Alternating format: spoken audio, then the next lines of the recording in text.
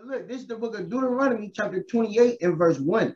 And it shall come to pass, if thou shalt hearken diligently unto the voice of the Lord thy God, to observe and do all his commandments, which I command thee this day, that the Lord thy God will set thee on high above all nations of the earth. So this is Moses telling the Israelites, okay, that I'm going to set your nation above all the other nations on the earth. So he's only talking to one nation, and that nation is Israel. And the way we prove that is we go to Deuteronomy chapter 29.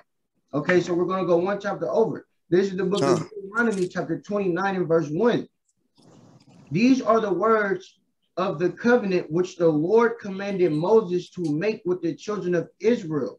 Okay, so we know that what was said in Deuteronomy 28 was said to the children of Israel. This is the book of Deuteronomy chapter 1 and verse 1. These be the words which Moses spake unto all Israel. So literally, Moses is talking to Israel. He's not talking to anybody in the world. So when you go to like Deuteronomy 7 and 6, okay, this is the book of Deuteronomy chapter 7 and verse 6.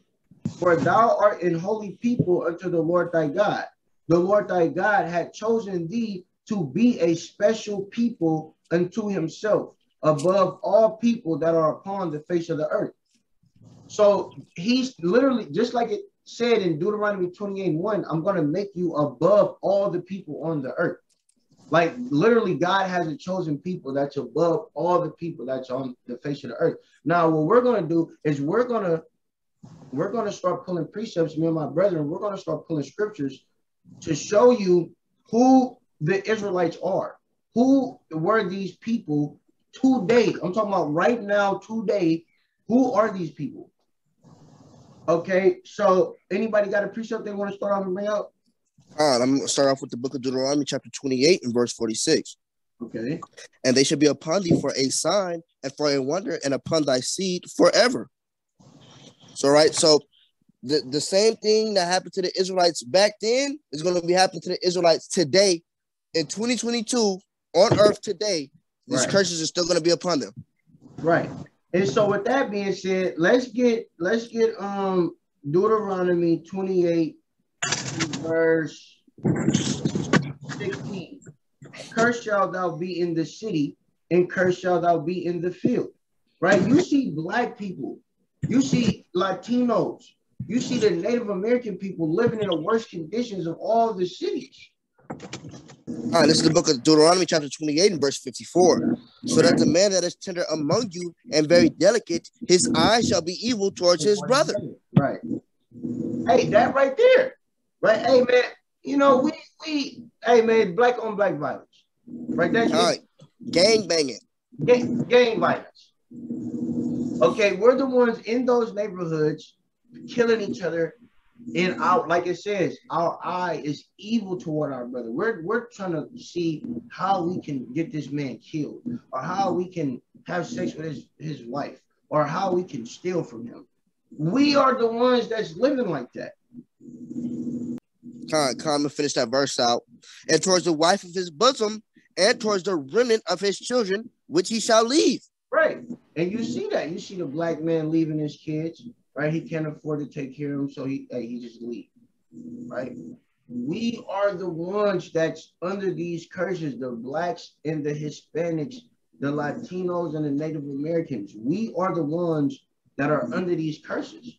That we are the people that Moses was talking to in the wilderness, man. Okay, and now I want to get one. Let me get one. All right, this is the book of Deuteronomy, chapter 28 and verse 68. And the Lord shall bring thee into Egypt again. Okay, now before I go any further, let's get a precept and go to Exodus 20 and 2. Yeah, get to Exodus 20 and 2. This is the book of Exodus, chapter 20 and verse 2. Bring it up. I am the Lord thy God, which have brought thee out of the land of Egypt, out of the house of bondage. You see that? Out of the house of what?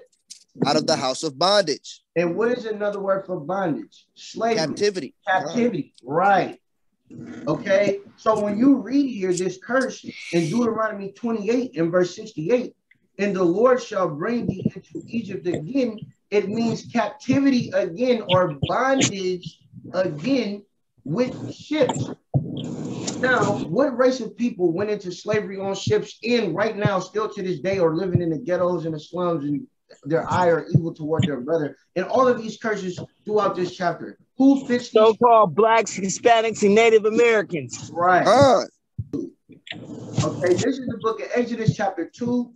And Pharaoh's daughter said unto her, take this child away and nurse it for me, and I will give thee thy wages. And the woman took the child and nursed it. And the child grew, and she brought him unto Pharaoh's daughter, and he became her son. And she called his name Moses. And she said, because I drew him out of the water. And it came to pass in those days when Moses was grown, that he went out unto his brethren and looked on their burdens. And he spied an Egyptian smiting it in Hebrew, one of his brethren. Okay, now I'm gonna stop right there. Now listen, if the Jews, okay, the Jews, if the so-called Jews that live in Israel right now today are the real Jews that we're reading about right now in this Bible, how would they be able to blend in with an Egyptian? An Egyptian of antiquity, of the time we're reading this book, they were black, bro. The Egyptians are black. It's no way Moses would be able to blend in with Egyptians if he looked like the so-called Jews that live in Israel right now today. There's literally no possible way. They only been there 100 and some years. Right, and let's bring that out. I was just about to bring that out. The Balfour Declaration was a letter written by British Foreign Secretary Arthur Balfour to Lionel Walter Rothschild. And of course, it would be a Rothschild, of course, right? In which he expressed the British government support for Jewish homestead in Palestine. And now when it says the Jewish homeland, oh yeah, it's like it, Jewish homeland in Palestine, this is talking about Israel. Okay, this is literally talking about Israel. I'm gonna show you this. Watch this. Okay. Dear Lord Rothschild, of course. Okay, and I want to note this. November 2nd, 1917. 1917, that is not that long ago.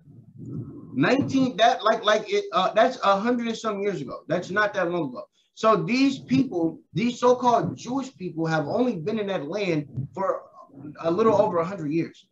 Okay, dear Lord Rothschild, I have much pleasure in conveying to you on behalf of His Majesty's government the following declaration of sympathy with Jewish Zionists. Okay. Only been in around 105 years. It's crazy. Yeah, man. So they're Jews. Yeah. Right. I'm the second president of Egypt, Gamal Abdel Nasser. In 1952, I told the Ashkenazi Jews, that's who those people are referring to in the Balfour Declaration. Ashkenazi, those are not real Jews, okay, who descended not from Shem, but from Japheth through Gomer, and whose uncles were Magog and Tubal. See Genesis chapter 10, okay? So, and that's just how you know that the Bible is real, okay? You will never be able to live in Israel in peace because you left here black and came back white. So, you know, the Jews are black. And real quick, let's prove that. Let's prove that. This is the book of John chapter 4 and verse 7. There cometh a woman of Samaria to draw water. Jesus said unto her, give me drink. So this is Jesus right now. We're in the book of John. These is red letters. Okay. For his disciples were gone away unto the city to buy meat. Then said the woman of Samaria unto him, how is it that thou, being a Jew, askest drink of me, which am a woman of Samaria? For the Jews have no dealings with the Samaritans. So Jesus, without a doubt, was a Jew. Okay. Now let's see how Jesus looked.